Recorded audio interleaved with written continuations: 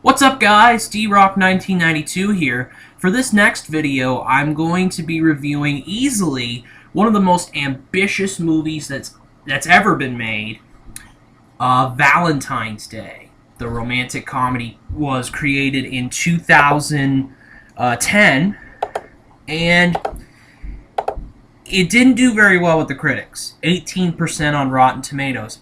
I think it was a better movie than 18%, but I'll talk about that a little later. But I say Valentine's Day is very ambitious because there is a giant all-star cast in this movie. Topher Grace from That 70s Show, Ashton Kutcher, Julia Roberts, Jennifer Garner, Jamie Foxx, Jessica Alba, Kathy Bates, Emma Roberts. So many actors and actresses in this movie. Taylor Swift even makes an appearance in this movie. It's an unbelievable assortment of characters, who all converge in these many stories. So, I mean, there are a lot of stories in this movie, and almost all of them converge with each other. I mean, first off, there's this florist, this owner of a flower shop, played by Ashton Kutcher, and his assistant, played by the funny George Lopez, and the florist, the owner, Ashton Kutcher's character, is very excited that his fiancée, played by Jessica Alba, accepted his marriage proposal. But afterwards, she rejects the proposal. She's not ready yet to commit. So he's very unhappy on that Valentine's Day. There's a story about a Marine or an Army soldier played by Julia Roberts. I think it's very unique. The soldier's played by a woman. I think that's very unique in its own way. She's returning home to her family, and she is sitting by this guy played by Bradley Cooper. Another guy in this movie. Another actor in this movie, but they talk, and he lets Julia Roberts' character go to her family in his limo, because in one of the biggest plot twists, probably of all time, I mean, this was so unexpected, he's gay. Bradley Cooper's character is actually pretty gay to another storyline about a football player. I forget who the guy is played by, but this guy, Bradley Cooper and this football player Bradley Cooper's character and this football player are a couple. And that's so, I mean, it's like, I was watching it and it's like, wow. Wouldn't have guessed it. Would not have guessed it. I would have thought that him and Julia Roberts' character would have, started a relationship or something like that.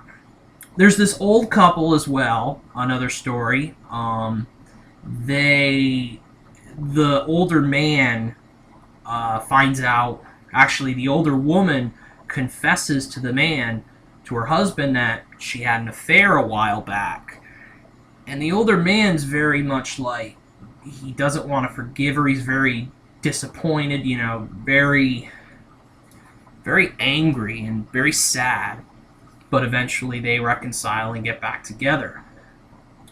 Topher Grace, he plays the boyfriend of this phone sex operator, played by actually Anne Hathaway, another person in this movie. Topher Grace and Anne Hathaway play that couple, and when Topher Grace's character finds out that Hathaway's character is a phone sex operator, he at first, he doesn't want any part of that. He's like, you lied to me. This is very messed up. But then he runs into the old man. And the old man and the old woman, reconcile and get back together, and that convinces Topher Grace's character that, he should give Anne Hathaway's character a chance. I'm saying, Anne Hathaway's character, Ashton Kutcher's character, because I forget all the names. And could you blame me? I mean, there's a freaking amount of characters in this. There's an obscene amount of characters in this movie, and actors and actresses. It's unbelievable. There's another one. Jamie Foxx is a newscaster, a reporter, who hates Valentine's Day, and he finds another person who hates Valentine's Day too, and runs her own Valentine's Day I hate Valentine's Day parties. The girl's played by Jessica Biel. And one of the bigger stories is Jennifer Garner's character is in love with this guy. I think Patrick Dempsey is the guy who plays the husband. The husband's been cheating on her. Actually, he leads this double life. He has his own wife and kids on the side, and he has Jennifer Garner's character on the side. So him and Alba's characters are the ones at the end of the movie that are the only ones really unhappy. Everybody else has a happy ending. And Kutcher and Garner, they start a relationship in this movie. Their characters start one. Jamie Foxx and Jessica Biel, I think.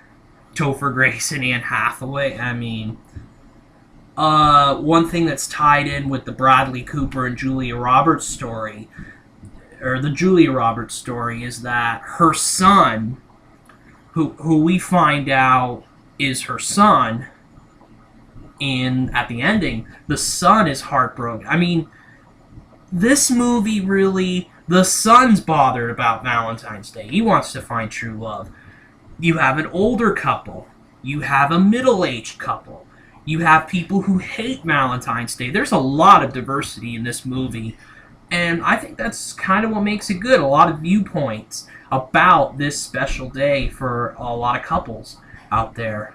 And it really worked in that aspect. Overall, this movie was good. The only, I don't know if this really is a complaint from me or anything like that.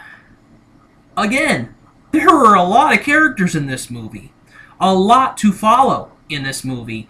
The director, Gary Marshall, I think his name is, he also did a film very similar to this one called New Year's Eve. I think that got worse reviews, actually. I watched it, and I thought it was pretty good. But New Year's Eve, again, a number of characters in one movie. Valentine's Day, I think these two movies work because you get a lot of viewpoints of those big days, Valentine's Day, New Year's Eve, big days in the United States, and around the world. But Valentine's Day overall, I would have to give it a 4 out of 5 stars. And I think it gets that because there's just a lot of characters. And I think, you had to... There's a lot of plot twists, which are extremely, extremely good. In the movie, but I think this is one of the toughest reviews I can give because this movie's good. There's a lot of characters in this movie. 4 out of 5 stars, I think, is the rating that I give this movie. It was a great movie. I think it was better than New Year's Eve. The rom-com that you can sort of compare it to. I think this movie was definitely better than 18%. Maybe the critics thought that there were too many characters as well. but you have to really watch this movie.